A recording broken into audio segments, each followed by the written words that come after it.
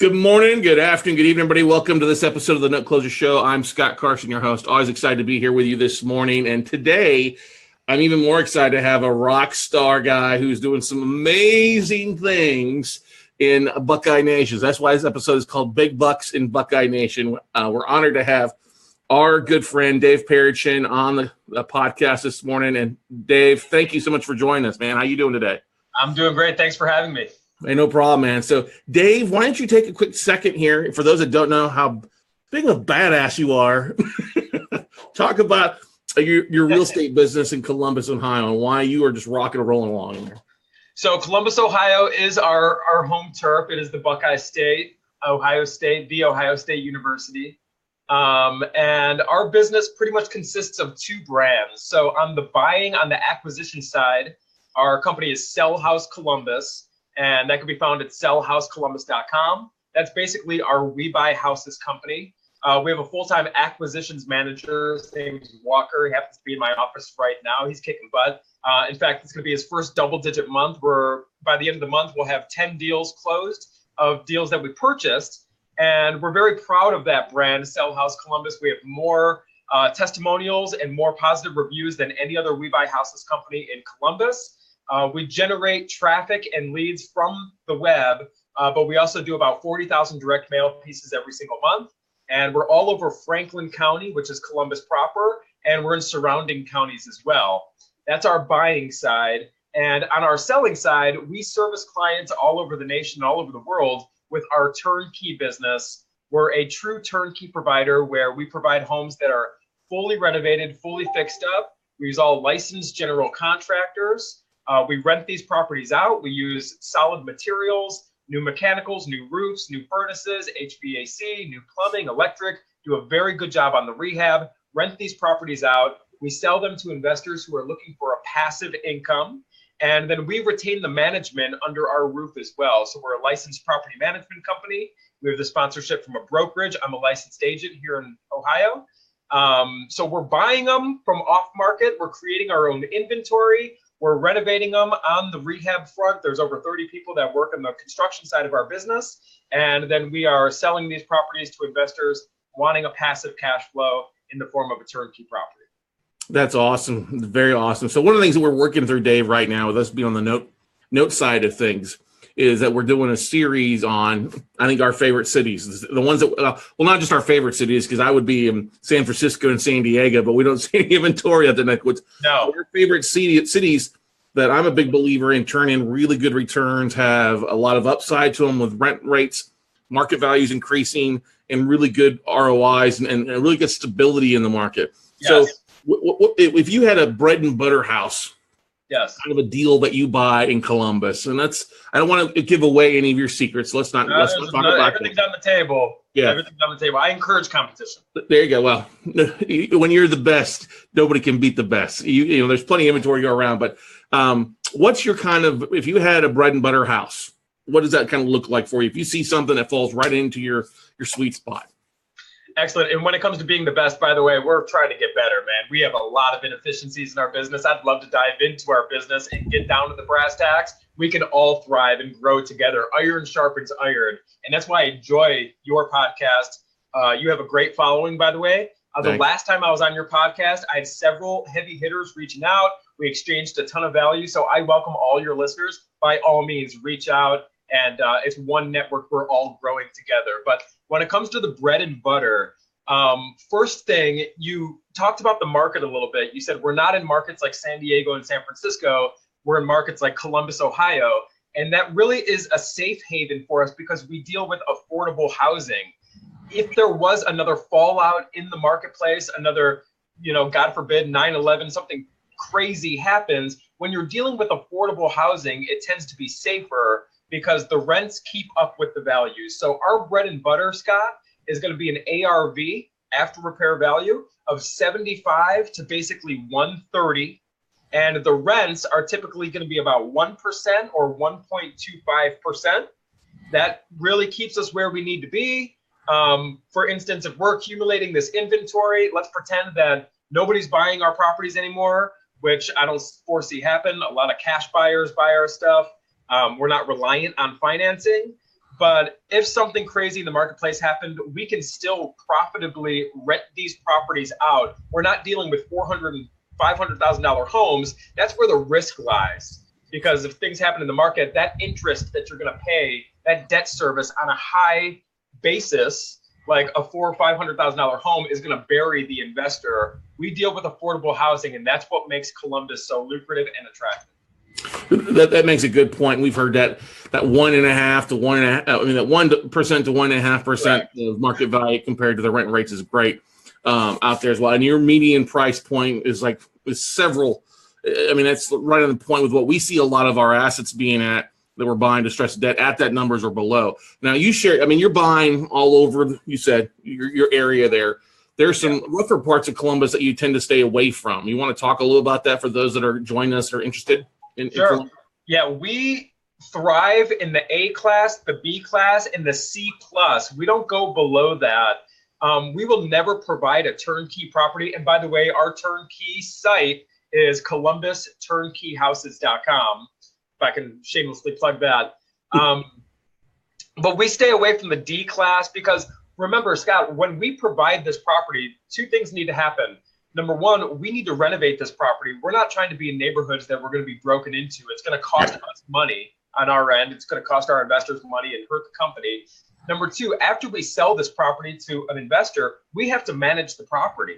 So if we're selling junk, if we're trying to put lipstick on a pig and sell it to some unknowing California buyer, like some shady turnkey operations have done throughout the years, you've been doing this a long time. You've seen the good, the bad, and the ugly. Yeah.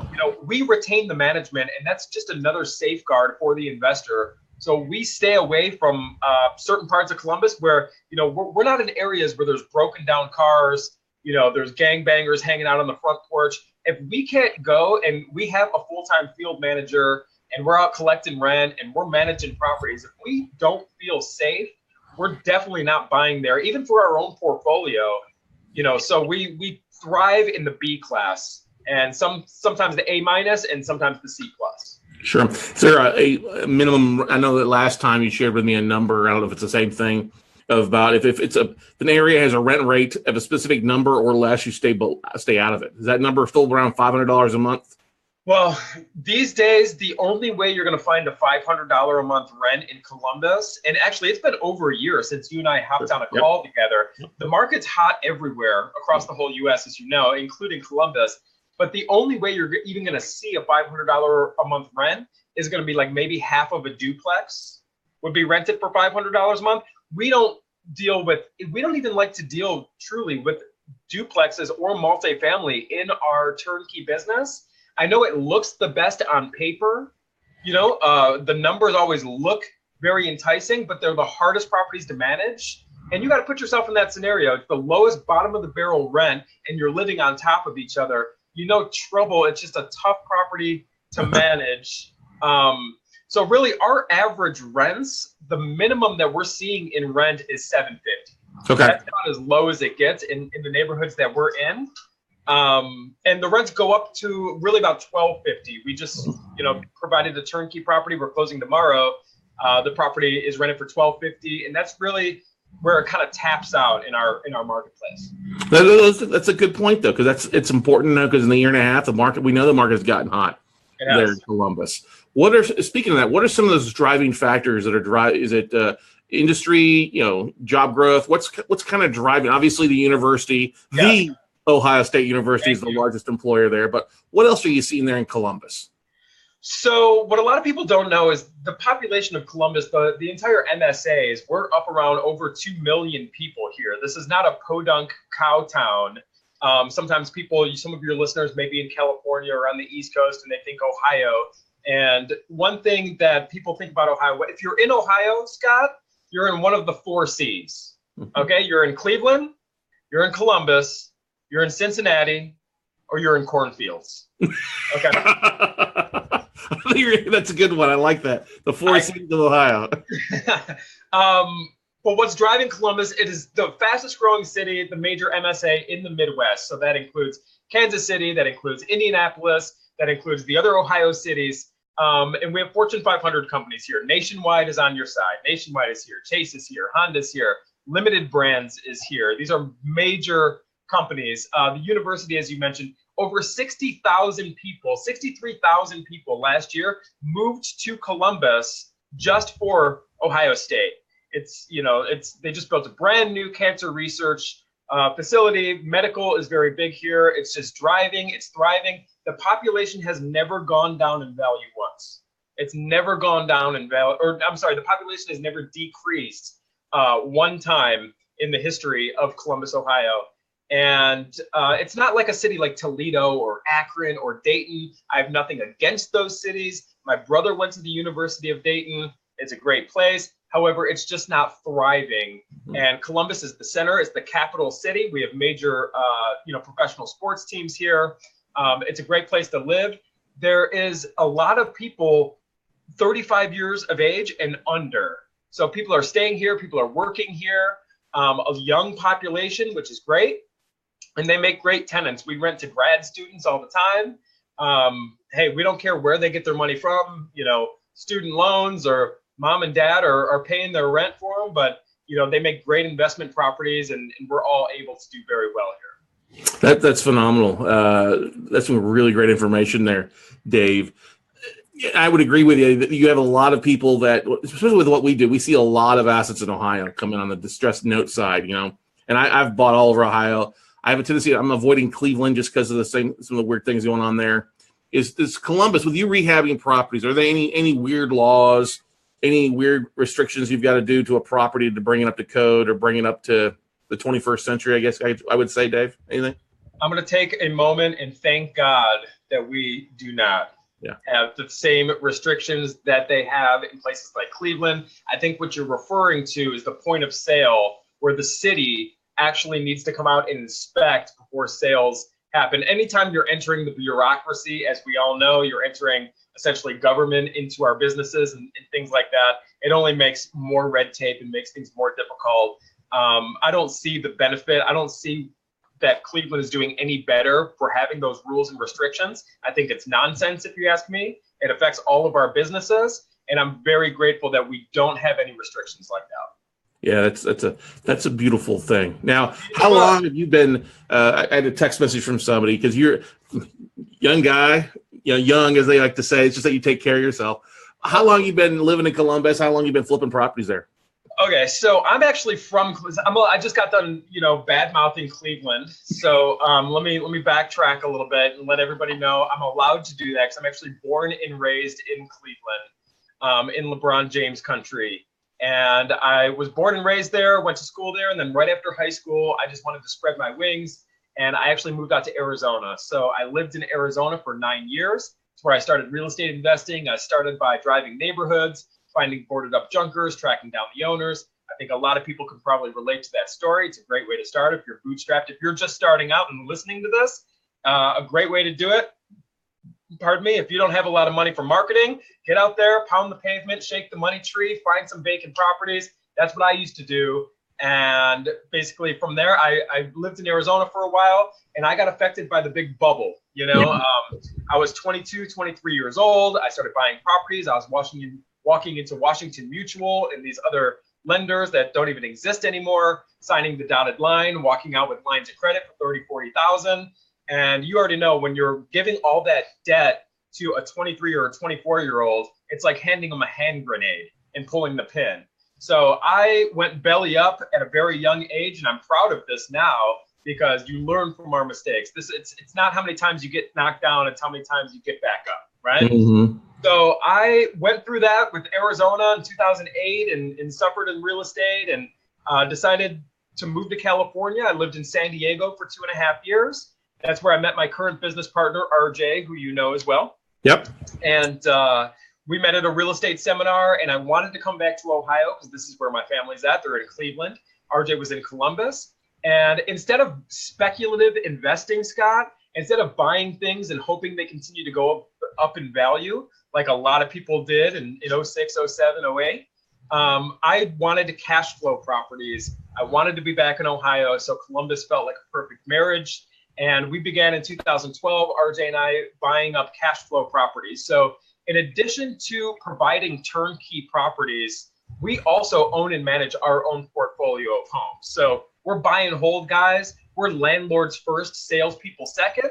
And a lot of people appreciate that. When people come to our marketplace to look at turnkey properties, we tell them, bring your work boots because we're going to be wearing ours. We're walking through mud. We're walking through rehabs. This is what we do. We learn to manage properties and rehab properties before we ever sold our first turnkey property. And that's kind of how it all started. I've been here in Columbus now since 2013, started buying here in 2012, and I'm not looking back. I mean, it's a great place to live.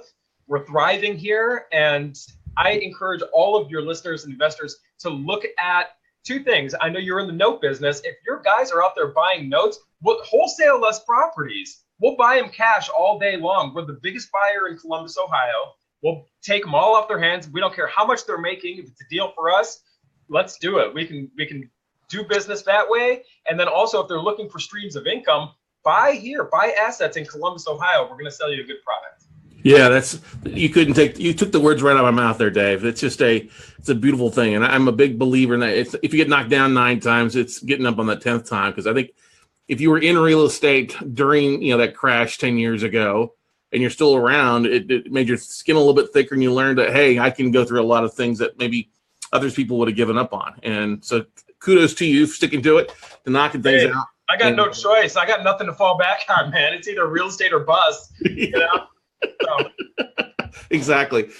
So let's sidetrack a little bit here. You and RJ have been business partners for 5-6 years now. Is that about right? Correct. Yes. And RJ is a little bit different personality. You both high energy guys. What makes that work so well for you guys? Because I know a lot of people listening are, hey, should I get a business partner? And I think a business partner is good in some cases, and in other cases, I don't think it's a good thing. It's just what makes you guys work so well together. That is an excellent question, Scott. And there's a quote out there, and the quote is, the hardest ship to sail is a partnership. It's very interesting. It's a very interesting dynamic. And we have had other people in our, life consult with RJ and I, like, how do I make a partnership work? I'm very blessed to have RJ, and I would like to think that he would say the same. We're very different. It's almost like a yin and a yang. So RJ, I'm a little bit more outgoing. I'm a little bit more out there, more on the sales side of things, presenting and things like that, raising capital. RJ's more managing contractors and managing tenants. He does a phenomenal job. Here's the thing. At the end of the day, Scott, I'm more of a softie than RJ is. Mm-hmm. I will listen to people's stories and excuses and things like that. So RJ, right? Yeah, I mean, RJ doesn't. He runs with an iron fist. He's, speak softly and carry a big stick would very much describe RJ. And he runs the entire property management division, does a phenomenal job. He's got his own staff. They're kicking butt, man. So I don't have to deal with the things that I'm not good at. And both of us, we have very different personalities, and that's really what makes it work. But truthfully, what keeps us together is we have the same core values, and we trust each other. And RJ and I have built this company from the very bottom. We entered this thing together. We started from a kitchen table. Now we're here. We have an office and a staff and a team. And, so we built this thing together. We trust eeach other, and the core values are in alignment. And that's really the driving force here. Well, I think you stated there is that you focus on your strengths. He focused on his strengths, which are different than both you combine. I mean, that's the thing. Absolutely. Yes. So I'm doing more the acquisitions and dispositions, which is the sales. I do a lot of the investor relationships. I'm very relatable, and I'm very touchy-feely, and send somebody a thank you card, and more the relationship side of things. RJ is more the tactical mechanics of the business when it comes to especially property management and rehab. He manages contractors and tenants, the two things that, again, a softie is not going to do very good when it comes to, listening to people's stories and things like that. And that's really that is his genius. And I think he gets that from his dad. He's got a badass father who I love. He runs things the same way. RJ was brought up very disciplined, and it reflects in his management style. Right. Now, you guys are also, or have been, I don't know if you guys still are been through a couple of different masterminds. That's actually how we met, was through the Collective Business Masterminds. You guys still members with Jason Medley over there? We are. So we've been in Collective Genius for, I think we're going on 4 years now. We've made a ton of great relationships. We're part of, we're self-help junkies. I hate to say self-help junkies because we're doers. A lot of people who just like continue to feed their brain but never actually take action. What makes us successful is we surround ourselves around successful people like yourself, and then we implement. So there's a certain thing, procrastination. We whenever we learn something or catch a good idea, we're gonna test it. We're gonna get out there and do it. We fail a lot. We continue to fail when it comes to marketing and strategies, and we've blown so much money on testing things, and you just got to kind of hang in there. But I think like what you're doing with the podcast, your listeners, I encourage all these people. I listen to podcasts all the time. I listen to your podcast. You do a great job. Thanks, but you got to keep feeding your brain, because ultimately we become who we hang out with and what we put between our ears. If we're hanging out watching the sports game all the time and complaining about how bad life is, you're going to get those results in your life, but if you're hanging out with good people, even if it's just doing Zoom calls and going to masterminds and things like that, ultimately we become who we hang with. You know that. Hey, that's so great. You're an average of the 5 people that you hang out with the most, and the absolute truth. Your attitude takes on what you feed it, whether it's whether what you're reading good books or what you're listening to, or you're reading crap like shit book, or as I like to call it, because Facebook has its place, but when you're on it constantly, it's nothing but pure negative. I was funny last night. I'm sitting there flipping through an update and stuff like that, and it popped up, and Facebook is asking, "Do you think Facebook is good or evil?" Yeah. If you have to ask that question, the answer is already there. Yeah. Right. Now, one of the great things you talked about too is the fact of implementation. Yeah. What besides? We can take this question in so many things. What has, if you think back to something in the last 5-10 years, but what's been the biggest failure that has helped you find success? Excellent question. The biggest failure that has helped us find success. Whether it's something you tried to implement, or it's going through something, or buying something, because I know you are a tester like I am. We see something, we try to implement it, boom, and it works or it doesn't work. Because I know I learn more from my failures than I ever do from my successes. So I like to catch people off guard with a weird question every once in a while, and that was one I thought you might enjoy. I do have a good one, and this we have.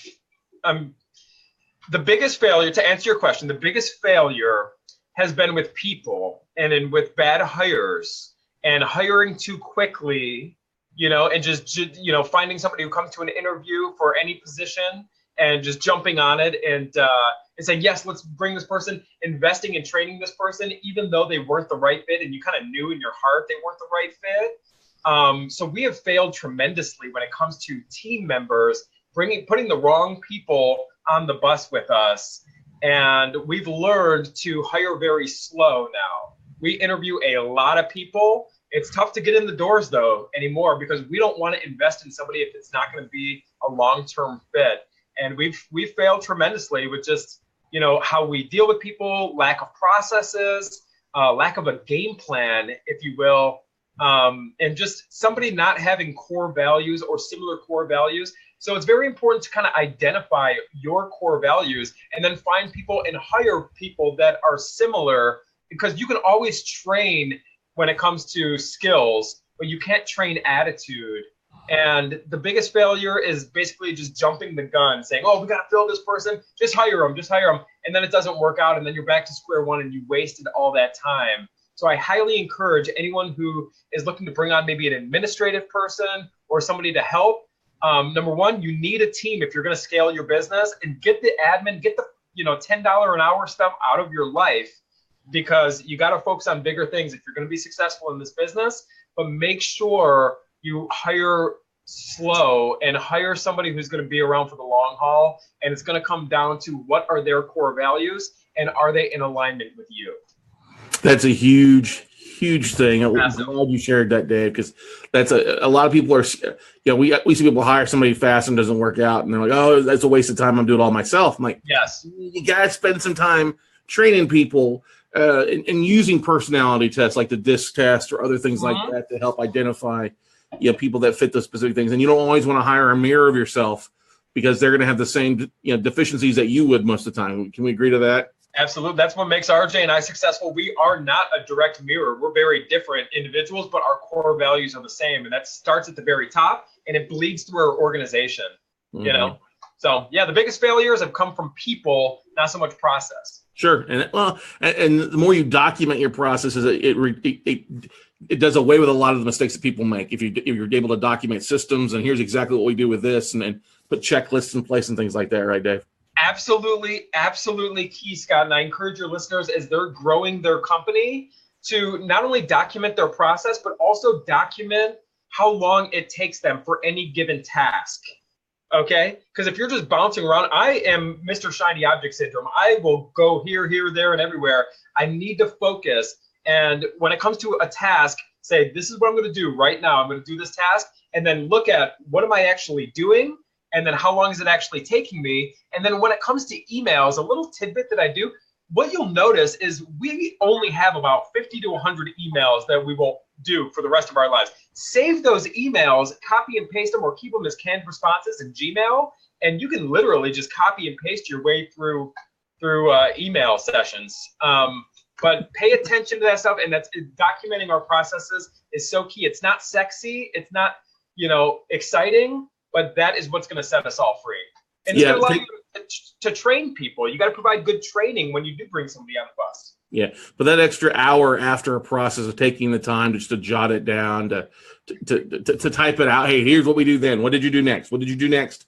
And then that becomes a guide, a checklist, and a guide for those that are brand new that can rock out some things. Now, I got a text message from somebody talking about, since you're the capital raiser of the dynamic duo there, what are some tips to raising capital that you guys are doing or are using in your guys' businesses? Excellent question. So number one is you need to understand as a real estate entrepreneur, whether it be with notes or, real estate, is we are adding a tremendous amount of value to these individuals. I can give a great example. And so my father passed away about 3 years ago. And he handled all the finances, and then my mom kind of took over. She basically had a couple $100,000, and what does somebody do who doesn't have any knowledge of money? What do they do with their money? They stick it in mutual funds, or they stick it in the bank and earn 0%. So it's about providing the value and knowing you as the entrepreneur are providing a tremendous amount of value and credibility. All of these funds, and explaining the process on how when you borrow money, it's secured against an asset, a tangible asset. And basically it's safer, in my opinion, than sticking your money in, some 401k where this corporation is out of your control. They can just go out the window tomorrow. But explaining on how it is safe and getting in with a good title company, and hopefully that title company or attorney is able to write nice, clean notes and mortgages, so everything is explained. And it sounds very rudimentary. It sounds very basic, but just being able to explain clearly to somebody that they're not just stroking you a check and you're going to run and do things. This is all handled through title companies. There's a mortgage and a note, and everything is recorded against the property. If I was to go out and explain, hey, if I was to go get hit by a bus, you're taking over an asset. You're all into this asset for 50, 65 cents on the dollar. So explaining the value and offering, obviously way better interest rates than, anyone is going to see from a money market account or a bank. That's the truth. I mean, I think it's a lot of people get to the idea that they're begging, for money, and I'm like, no, you're offering a solution to these people. You're offering. Know your value, and then provide that value. Exactly. No. Exactly. That's so huge. And you made a good point. Having a good title company, if you're doing a lot of fix and flips or wholesale and things like that, a title company is a really great hub and a great place to raise capital as well, because they know who's closing deals. They know who's providing funding, private funding and stuff like that as well. And they often can be a really great referral source. And any title company I've ever talked to is when I've asked them, hey, would you mind introducing to people, the 5 lenders, private lenders, they've always been willing to do it because it means more business for them with more deals they can close, right? Yeah, I actually have a good title company here in Columbus if anyone's doing business. And we've been very successful with them. The name of the company is PM, as in, Peter Mary, but PM as in, the opposite of AM, because they work at night and they give you your cell phone number and they take your text or your call. But PM Title has done very good, and I'm happy to provide our contact there. The girl who's in charge of new clients, her name is Daniela, and just let her know that Dave from CTH Group or Columbus Turnkey House is referred if anyone needs a good title company. Cool. That's awesome, man. That's awesome. Now, I know you're a busy guy. I don't want to take too much of your time away. What's a book you're reading right now? Man, I have been devouring books. I'm so glad you brought that up. So right now, I'm really into Audible, and I'm into a book, and I just got to check the name because it's a really funky name. But what I'm listening to, and I'm almost halfway through, is it's by a guy named David Sedaris. And the name of the book is Let's Explore Diabetes with Owls. It's a comedy book. So I'm not all just, completely dove into just constant business books. You got to have, I like a lot of novels. This happens to be a comedy book, and it's not one I would normally pick up on my own, but it was referred or recommended to me. And I actually love it. The guy's a great storyteller, and it's really good. But some good books that I've read in the last 2 months. I got really into Ayn Rand books. I've read The Fountainhead, Atlas Shrugged, if anyone's into that. Those are novels. It just gives you a broader perspective on things. For good business, as far as like setting up your systems and whatnot, Traction is by Gino Wickman, is a phenomenal book. But yeah, from the business side, I'm really into novels right now. I've been reading John Grisham books. I just like a good story because I've been through all the books, Scott. I mean, I've been through so many masterminds and courses and real estate stuff. And, now where I'm at is I appreciate books that just give me a broader perspective and are more entertaining, quite honestly.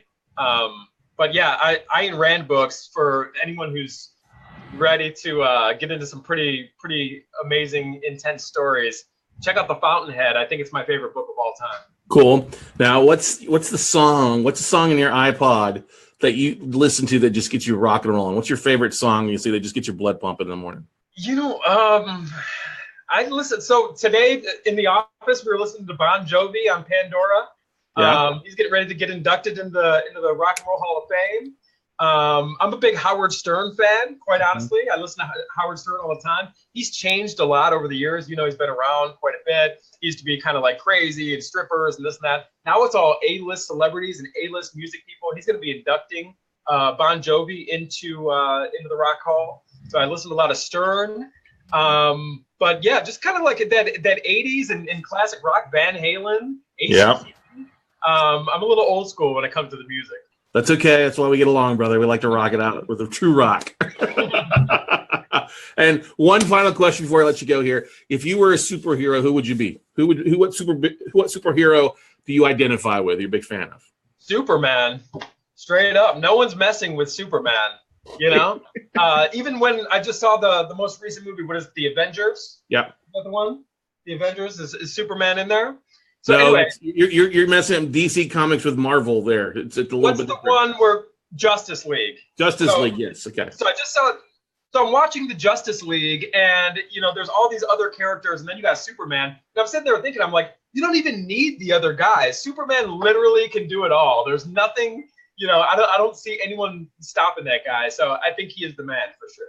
Now, a little side note here, which is great. Superman's phenomenal. I was watching Batman v Superman last night as well at the house while I was working some stuff. But you've also are big into your personal health. You've done a great job getting back into the gym, losing some weight, some things like that. Do you want to talk about kind of your mindset behind that? I know it's not business here, but I think it's very important because if we get sick, and the more sick we are as entrepreneurs, we're not taking care of ourselves, our business struggles. Because I know I've been through that, and you've in RJ been a big encouragement. when we first met, of having a group together. We all have done some great things. You've done a tremendous job. Same thing with RJ. You talk about your mindset and how it kind of changed to help you accomplish big things in your wellness. And you as well, brother. As soon as we hopped on this call today, I haven't seen you in over a year. I barely recognized you. I was getting ready to introduce myself. I thought it was somebody that worked for you. You look great, man. Thanks, man. I think what it is it's a mental toughness thing. And quite honestly, I have to give credit where credit's due. RJ he's a college athlete. He was a tennis star. He's been into health and wellness for a long time. And I think through osmosis, it's just really rubbed off on me. But we do a lot of CrossFit, man. And I think when you jump into a gym or a health or a wellness community, that showing up to the gym is not a chore. So we have joined a CrossFit gym. There's a lot of these little community type of atmospheres. You had mentioned when we were chatting before the call that you work with a trainer. Mm-hmm. How long have you been working with the trainer, Scott? Well, almost every business day in the office for the year, but I've been working with him on and off for 3 years. So, and the same trainer? Yep, same trainer. So you guys get along pretty good, I would assume. Yeah, right? Exactly. Yeah. So that is a form of community, right? You obviously don't regret or you don't, get discouraged. You want to go meet the guy. You guys have conversations. There's a lot going on. You're friends at this point. That's the same thing. I encourage anyone who's wanting to get into shape, think about community first. The health and wellness will come by putting yourself in that environment. Well, we found a lot of camaraderie with the CrossFit thing, and we go to a really cool gym. It's called CrossFit IPA. It's up here in North Columbus. If you're ever in Columbus, by all means, check it out. I'd love for you to contact me and we can get a workout in together. But I'm not trying to win any awards. I'm not trying to stand up on a stage. I just want to feel good about myself. And I get a lot of that from the working out stuff. That's awesome. You're doing great stuff, man. So proud of you guys. Just absolutely rock and roll. And you guys have you said you're closing on 10 or 12 deals this month alone. Is that correct? Correct. So I think by mid-March, we will have done by all the buys and sells about roughly 25 transactions already for 2018. In 2017, we did a total of 106 transactions. Pretty good. We're stoked about that. But we are definitely cranking, and a lot of that has to do with our amazing team. I told you we got an acquisitions guy. His name's Walker, my right hand on acquisitions. I got a girl in dispositions. Her name is Janine. Anyone who's interested in turnkey properties is going to work with Janine. We have people in property management, RJ's staff over there. But as we've worked on ourselves, worked on our people, put the right people on the bus, it's allowing us to scale our business. And I couldn't be more happier. 2018 is off to a fantastic start, and we're just ready to crush it, man. And I would love to work with any of your listeners, provide as much value as I possibly can. I'm an open book, and by all means, let's do some business together, man. Amen to that, brother. I will be. I got some stuff up in Columbus that we closed on that we're finally getting through kind of the disposition where the borrower's either going to pay or they're not going to stay, one of the two. And we'll definitely be in touch there for you. And I also need to get up that neck of the woods. I'm going to be up in Cincinnati in August for a note weekend. I want to get up there and hang out with you guys, kind of see your business stuff. And let's do it. Come to the office. Yeah, dude, definitely. So, Dave, thank you so much. The best website for them, for anybody that's interested, what's the best website? Is it Columbus Turnkey Houses, or you have a different one? ColumbusTurnkeyHouses.com. But just have anyone who wants to get in touch with me, email info@ColumbusTurnkeyHouses.com. Anything I can provide, info@ColumbusTurnkeyHouses.com. Awesome. Thanks so much, Dave, for taking time out of your busy, hectic schedule. Give my best to RJ and everybody up there. And we look forward to seeing some big things from you in the rest of 2018. All right, bud? Thank you, brother. God bless America. Hey, you too, brother. See you later. Cheers.